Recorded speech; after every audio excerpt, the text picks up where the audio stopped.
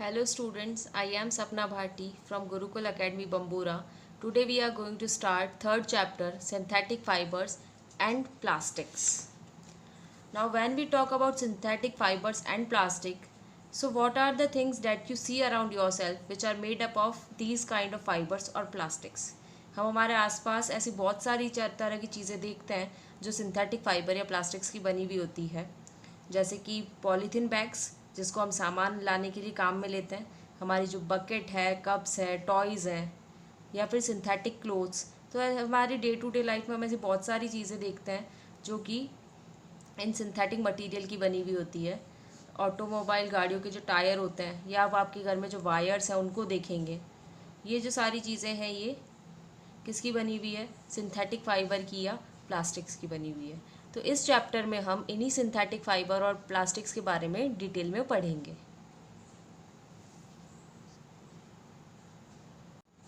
A material is a substance from which things are made. Material वो substance होता है जिससे चीज़ें बनाई जाती है। We use lot of materials every day. हम रोज़ बहुत से तरह का मटीरियल यूज़ करते हैं। They might be hard, soft, flexible, waterproof and और absorbent.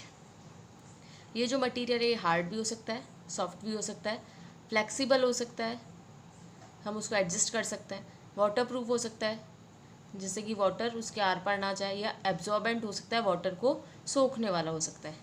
A person making carefully selects material for it by picking the useful properties of each material। कोई भी पर्सन जो है वो बहुत ध्यान से अपना जो मटेरियल है वो सिलेक्ट करता है, उस मटेरियल की क्या क्वालिटीज़ है उस पर बेस्ड वो मटेरियल सिलेक्ट करेगा। Today we use different types of clothing such as pant, shirt, coat etcetera. आज के टाइम पे हम बहुत सारे अलग अलग तरह के कपड़े पहनते हैं जैसे कि pant, shirt, coat. Where do the draw materials for these clothes come from. ये ड्रॉ नहीं है, ये डी काट देना, it's raw material. Raw material इन कपड़ों को बनाने के लिए जो कच्चा माल होता है वो कहाँ से आता है? Are some of our clothes objects synthetics? How are they made? हमारे कुछ कपड़े जो होते हैं वो कैसे होते हैं? सिंथेटिक होते हैं। आपने सुना होगा ये वर्ड आपके घर में सब कुछ यूज़ करते हुए। और कैसे ये सिंथेटिक चीज़ें बनाई जाती है? Clothes of the distant part were made from organic material. ये जो क्लोथ होते हैं अलग अलग पार्ट के वो ऑर्गेनिक लिविंग मटीरियल से बनते हैं। लिविंग मटीरियल एनिमल या प्लांट से। Almost all synthetic fabrics and material use today are made from petroleum and natural gas. और जो सिंथेटिक फैब्रिक्स हैं वो कहाँ से मिलते हैं? वो पेट्रोलियम या नेचुरल गैस जो होती है उससे बनाए जाते हैं। You can find out by reading the label Sivan into your clothes. Cloth के ऊपर ही एक ऐसा लेबल लगा हुआ होता है जिससे हमें ये चीज़ पता चलती है कि ये सिंथेटिक है। All clothes that come from a store must have a label to tell you what material was used to make clothes. हम जो भी कपड़े लाते हैं स्टोर से उनके ऊपर एक लेबल लगा होता है, टैग सा लगा होता है जिसके ऊपर लिखा होता है कि ये जो कपड़ा हम लाए हैं वो कौन से मटीरियल का बना हुआ है। We have learned about jute and cotton in class 6 में हमने जूट एंड कॉटन के बारे में पढ़ा था। They are known as plant fibres. उन जूट और कॉटन को हम प्लांट फाइबर बोलते हैं क्योंकि हमें प्लांट के पार्ट से मिलते हैं। In class 7 we have learned about wool and silk. They are called animal fibre. Wool और सिल्क हमें एनिमल से मिलते हैं इसलिए हम उनको क्या बोलते हैं? Animal fibre. Collectively we can say that cotton, jute, wool, silk are natural fibre. और इन सबको एक साथ में हम क्या कह सकते हैं कि ये सारे जो है वो नेचुरल फाइबर है। नेचुरल फाइबर मीन्स जो लिविंग ऑर्गेनिज्म से जैसे प्लांट और एनिमल से हमें नेचुरली हमारे इन्वायरमेंट के अंदर मिल रहे हैं, उनको हम बना नहीं रहे। उसका रॉ मटेरियल जो है इन फाइबर्स का वो हमें नेचुरली मिल रहा है। All natural fibre are use for making fabrics which are further use for making clothes. सारे जो नेचुरल फाइबर होते हैं उनसे पहले फैब्रिक बनाया जाता है और उन फैब्रिक से बाद में कपड़े बनाए जाते हैं, क्लोथ्स बनाए जाते हैं। Next to food the most important need for human beings is clothing. Food के अलावा जो नेक्स्ट इंपॉर्टेंट ज़रूरत है इंसानों की वो क्या है? कपड़े। It is not only that clothes are part of our moral code and decency, they also protect us from extreme temperature and climate. ऐसा नहीं है कि कपड़े जो है वो हमारे मोरल कोड का है कि हम जिस सोसाइटी में रहते हैं वहाँ हमें किस तरह के कपड़े पहनने चाहिए या हम उसके अंदर डिसेंट अच्छे लगेंगे। इसके अलावा कपड़े जो होते हैं वो हमें ज़्यादा टेम्परेचर से और क्लाइमेट से भी बचाते हैं। Furthermore, these fabrics are used for making robes, bed sheets, sofa cover, fishing net, carpets, sail for boats and variety of other articles of daily use. इसके अलावा कपड़ों के अलावा जो फाइबर होता है वो रस्सी बनाने के लिए, बेडशीट बनाने के लिए, सोफ़ा कवर, मछली पकड़ने की जो नेट होती है वो, कारपेट, दरियाँ, सेल्स फॉर बोट के लिए, बोट के ऊपर आपने देखा होगा एक कपड़े सा लगा हुआ होता है वो बनाने के लिए, और भी कई सारे आर्टिकल्स होते हैं जो हम डेली यूज़ में काम में लेते हैं वो बनाने के लिए यूज़ आता है। However the demand for fibre and fabrics is so large that natural fibre are insufficient to fulfil it. अब इतनी ज़्यादा पॉपुलेशन है, हमें अलग अलग चीज़ों के लिए अलग अलग तरह का कपड़ा चाहिए होता है, इतनी ज़्यादा डिमांड है, तो उसके लिए हम नेचुरल फाइबर पे डिपेंड नहीं रह सकते। नेचुरल फाइबर सफिशिएंट नहीं है कि वो हमारी सारी डिमांड को फुलफिल कर सके।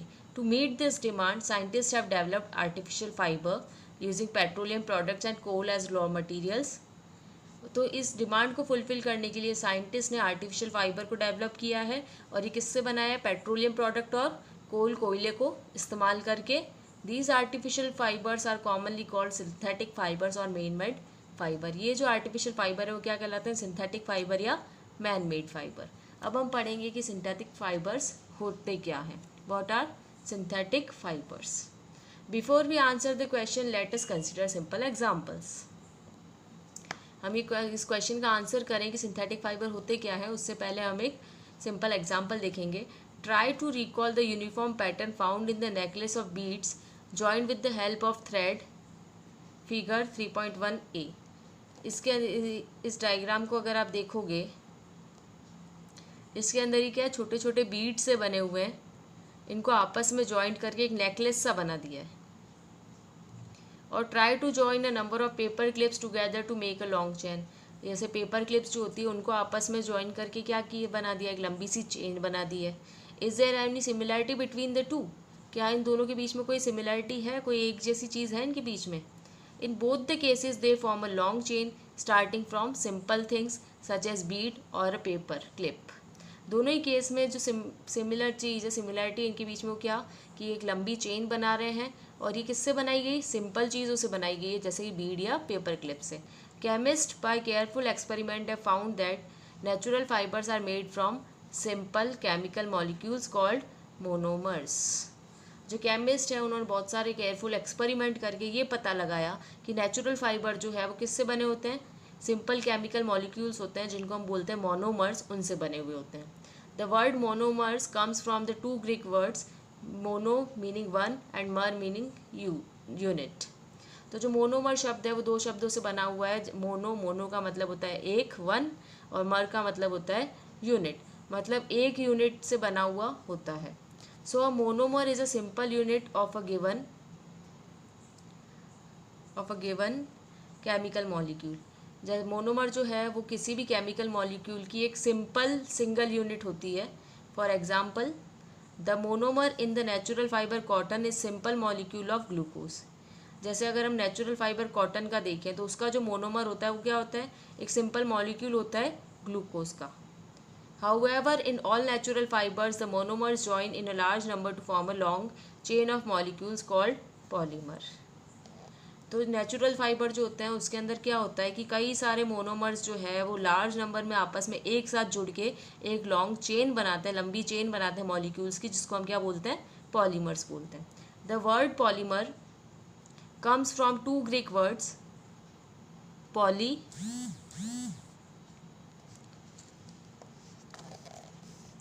ये जो पॉलीमर वर्ड है दो ग्रीक वर्ड से आया है। पॉली का मतलब होता है मैनी और मर का मतलब यूनिट। तो इसके अंदर पॉलीमर जो है वो कई सारे यूनिट्स को, मैनी मतलब बहुत सारे यूनिट्स को आपस में जोड़कर बनता है। So polymer contains molecule of the same substance joint together to form a long chain और अ बिगर मॉलिक्यूल। तो पॉलीमर में क्या होता है बहुत सा सेम मॉलिक्यूल सेम सब्सटेंस के कई सारे मॉलिक्यूल आपस में ज्वाइन होते हैं, या तो वो लंबी चेन बनाएंगे या फिर एक जुड़कर एक बड़ा मॉलिक्यूल बना देंगे। For example the polymer of natural fibre cotton is called cellulose. अगर हम कॉटन फाइबर की बात करें तो कॉटन फाइबर में जो पॉलीमर होता है वो क्या होता है, cellulose. It is made up of long chain of monomers of glucose. ये ग्लूकोज की जो लॉन्ग चेन होती है उससे मिलके बना होता है। द नेचुरल फाइबर्स और polymers are plastics in nature. ये जो नेचुरल फाइबर या पॉलीमर्स जो होते हैं वो नेचर में कैसे होते हैं, प्लास्टिक की तरह होते हैं। They can be moulded into various shape. Plastic की तरह नेचर कैसे, मतलब वो उनको हम किसी भी शेप में चेंज कर सकते हैं। The property by virtue of which substance can be moulded into various forms is called plasticity. Plasticity क्या होता है, अगर हम किसी भी सब्सटेंस को उसकी शेप चेंज कर सकें, किसी भी सब्सटेंस की अगर हम शेप चेंज कर सकें, अलग अलग शेप में उसको ढाल सकें, तो वो प्रॉपर्टी कहलाती है उसकी plasticity. Where as the substance by itself is called plastic. और जिस सब्सटेंस को हम इस तरह से उसको मोल्ड कर करके उसकी अलग अलग शेप बना सकें, मोल्ड करना मीन्स चेंज कर करके अलग शेप में बना सके, वो सब्सटेंस क्या कहलाएगा, plastic. Chemist have learn to make duplicate natural fibre. Chemist ने ये सीख लिया है कि डुप्लीकेट नेचुरल फाइबर कैसे बनाएंगे। They have learn to combine simple molecules monomers into long chain of bigger molecule polymer so as to form a artificial fibre. तो उन्होंने क्या कर लिया है, वो सिंपल मॉलिक्यूल्स जो है, मोनोमर जो है, उसकी लॉन्ग चेन बनाते हैं और उससे क्या बना देते हैं, पॉलीमर बनाते हैं। और ये पॉलीमर क्या कहलाएगा, आर्टिफिशियल फाइबर कहलाएगा। These artificial fibre are called synthetic fibre और मैन मेड फाइबर। ये जो आर्टिफिशियल फाइबर है वो या तो सिंथेटिक फाइबर कहलाएगा या फिर मैन मेड फाइबर कहलाएगा। The process by which artificial fibres are made from simple molecules is called polymerisation. ये जो प्रोसेस है जिसके अंदर आर्टिफिशियल फाइबर बनाया जा रहा है सिंपल मॉलिक्यूल से, वो क्या कहलाता है, पॉलीमराइजेशन कहलाता है। सब इम्पॉर्टेंट डेफिनेशन, कुछ इंपॉर्टेंट डेफिनेशंस बताई हुई है। सबसे पहली डेफिनेशन है मोनोमर की। The simplest molecule in a polymer is called a monomer. Polymer के अंदर जो सबसे सिंपल मॉलिक्यूल होता है, अगर उसको छोटे छोटे पार्ट में डिवाइड किया जाए तो सिंपल पार्ट उसका जो निकलेगा वो क्या कहलाता है, मोनोमर। नेक्स्ट है polymer. The product formed by the combination of large number of monomers is called polymer. जब हम बहुत सारे मोनोमर्स को एक साथ कंबाइन कर दें, एक साथ जोड़ देंगे, और जुड़ने के बाद जो प्रोडक्ट बनेगा, जो चीज़ बनेगी, वो क्या कहलाती है, पॉलीमर। नेक्स्ट है plastic. A material which can be easily moulded into various form is called plastic. ऐसा मटीरियल जिसकी शेप हम अलग अलग चेंज कर सके, बार बार अलग अलग फॉर्म में चेंज कर सकें, वो क्या कहलाएगा, plastic. Plasticity. The property of a material by which it can be moulded into various forms is called plasticity. तो किसी भी चीज़, सब्सटेंस की, किसी भी मटीरियल की ऐसी प्रॉपर्टी जिससे उसको अलग अलग फॉर्म में चेंज कर सके बार बार, वो कहलाएगी प्लास्टिसिटी। तो प्लास्टिक सब्सटेंस की जो प्रॉपर्टी होगी वो क्या है, प्लास्टिसिटी है। अब हम अलग अलग तरह के सिंथेटिक फाइबर पढ़ेंगे। तो सबसे पहले तरह का जो सिंथेटिक फाइबर है वो है रेयॉन। रेयॉन को और किस नाम से जाना जाता है, रेयॉन को आर्टिफिशियल सिल्क बोला जाता है। नेचुरल सिल्क तो हमें किससे मिलती है, सिल्क वॉर्म या सिल्क मॉथ जिसको हम बोलते हैं, उससे मिलती है, और वो एनिमल फाइबर है। लेकिन आर्टिफिशियली जो बनाया जाता है वो होता है रेयॉन, और उसको हम आर्टिफिशियल सिल्क बोलते हैं। You have learnt in class 7 that silk was discovered in China, was kept a closely guarded secret for a long time. Class 7 में हमने पढ़ा था कि सिल्क जो है सबसे पहले कौन सी कंट्री ने बनाया था, कौन सी कंट्री ने डिस्कवर किया था, चाइना ने, और इसको उन्होंने बहुत लंबे टाइम तक सीक्रेट रखा था। Fabrics obtained from the silk were very costly. और जो फैब्रिक हमें सिल्क का मिलता है वो क्या होता है, बहुत ज़्यादा महंगा होता है। But it's beautiful texture of silk fascinated everybody. लेकिन इसका जो ब्यूटीफुल टेक्सचर है, सिल्क का कपड़ा जो है वो बहुत ही अच्छा होता है, हर कोई उसको पसंद करता है। Attempts were made to make silk artificially. इसीलिए वो बहुत ज़्यादा महंगा होता है, इसीलिए कोशिश करी गई कि सिल्क को आर्टिफिशियल तरीके से बना दिया जाए। Towards the end of the 19th century, scientist were successful in obtaining a fibre having properties similar to that of silk. 19th century के एंड में साइंटिस्ट सक्सेसफुल हुए, उन्होंने एक फाइबर बनाया जिसकी जो प्रॉपर्टी थी वो कैसी थी, सिल्क के मिलती जुलती थी। Such a fibre was obtained by chemical treatment of wood pulp. और ये जो आर्टिफिशियल सिल्क इन्होंने बनाया वो कैसे बनाया, वुड पल्प जो होता है उसको लकड़ी से जो पल्प निकलता है उसको यूज़ करके आर्टिफिशियल सिल्क बनाया था। और इस आर्टिफिशियल सिल्क जो बनाया उसको हम क्या बोलते हैं? Rayon.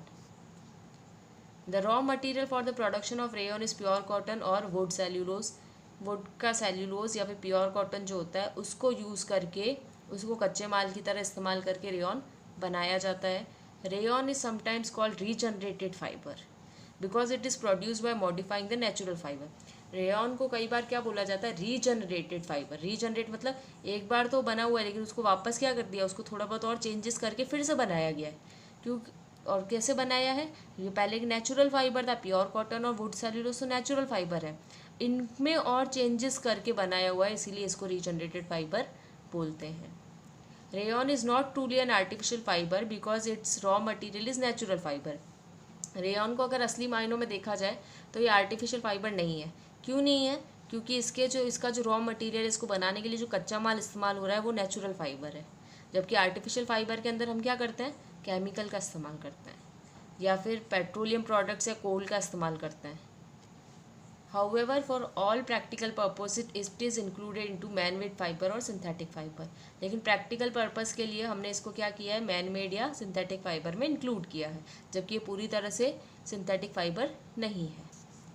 Rayon is produced from the natural fibre in the following step. Natural fibre से कैसे रेयॉन बनाया जा रहा है उसके जो स्टेप्स हैं वो बता रखे हैं हमें। अब सबसे पहला स्टेप जो है, प्योर कॉटन और cellulose is soaked in 30% solution of caustic soda for 3 hours. 3 घंटे के लिए जो हमारा रॉ मटेरियल है प्योर कॉटन या सेल्यूलोज, इसको 30% सॉल्यूशन जो होता है कॉस्टिक सोडा का उसके अंदर सोक भिगो के रख देते हैं। 30% सॉल्यूशन मतलब किस कॉस्टिक 100 जैसे टोटल 100% है, उसके अंदर 30% तो होगा कॉस्टिक सोडा, बाकी का 70% क्या होगा? पानी होगा। The caustic soda solution is then removed and the product is gently warmed with carbon disulfide। फिर इस caustic soda solution से को हम रिमूव कर देते हैं, उसको निकाल देते हैं, और जो प्रोडक्ट है हमारा उसको क्या करते हैं? गर्म करते हैं। किसके साथ? कार्बन डाइसल्फाइड के साथ। ये केमिकल का नाम है। The product so formed is called cellulose xanthate. अब जो हमने इसको मिक्स किया कार्बन डाइसल्फाइड के साथ, उसको गर्म किया, अब जो प्रोडक्ट बना है, जो चीज़ बनी, वो क्या कहलाती है? Cellulose xanthate. Cellulose xanthate is again dissolve in caustic soda solution.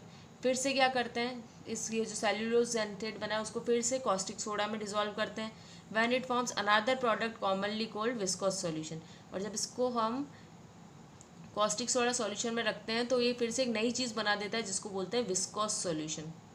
This solution is carefully filter to remove any insoluble impurities. फिर इस सॉल्यूशन को ध्यान से फिल्टर करते हैं, छानते हैं, ताकि जो भी ऐसी इम्प्योरिटीज़ हैं जो पानी में उसमें घुल नहीं सकी, इनसॉल्यूबल है, वो सारी इम्प्योरिटी, जो अशुद्ध चीज़ें हैं, वो सारी हट जाएगी उससे। The viscous solution is then slowly passed through a spinneret placed in the bath of dilute sulphuric acid. इस तरह से देखो, ये डायग्राम में आपको दिखा हुआ है, ये एक स्पिनरेट लगा हुआ है और इसके अंदर भरा क्या हुआ है? सल्फ्यूरिक एसिड भरा हुआ है। तो विस्कस सॉल्यूशन को इसके अंदर से पास किया जाता है, जैसे ये ट्यूब जैसा आ रहा है, इसके अंदर से विस्कोस सॉल्यूशन को पास करेंगे धीरे धीरे, इससे होते हुए वो पास हो जाएगा। The viscous hardens to form a very fine filament. और ये जो विस्कस है वो यहाँ पे आने के बाद क्या होगा? एक पतले से फिलामेंट में चेंज हो जाएगा, तार जैसे में चेंज हो जाएगा। Viscous harden to form very fine filament. The filament is then wound on a spool. और बाद में ये फिलामेंट जैसे तार जैसा बन जाएगा तो उसको क्या करेंगे? वाइंडिंग स्पूल जो है इसके ऊपर इसको लपेटते जाएंगे। तो इस तरह से जो रेयॉन है वो बनाया जाता है। अब नेक्स्ट है यूजेस ऑफ रेयॉन। रेयॉन क्या क्या काम आता है हमारे? The filament of rayon can be woven like any other natural fibre. Natural fibre की तरह, दूसरे नेचुरल फाइबर की तरह रेयॉन को भी वो वोवन कर सकते हैं। They have a feel and texture of natural silk. ये कैसा लगता है? नेचुरल सिल्क हमारा जो होता है सिल्क जैसा लगता है ये। Following are the uses of rayon. सबसे पहला है long filament of rayon are use for making reinforced automobile tyre. हमारे जो ऑटोमोबाइल गाड़ियों के जो टायर होते हैं उनको बनाने के लिए जो लंबे फिलामेंट होते हैं रेयॉन के, वो यूज़ किए जाते हैं। Rayon filaments are blended with wool in the manufacture of carpet. Rayon को वूल के साथ ब्लेंड करना मीन्स उसके साथ मिक्स करके क्या बनाया जाता है? कारपेट्स बनाई जाती है।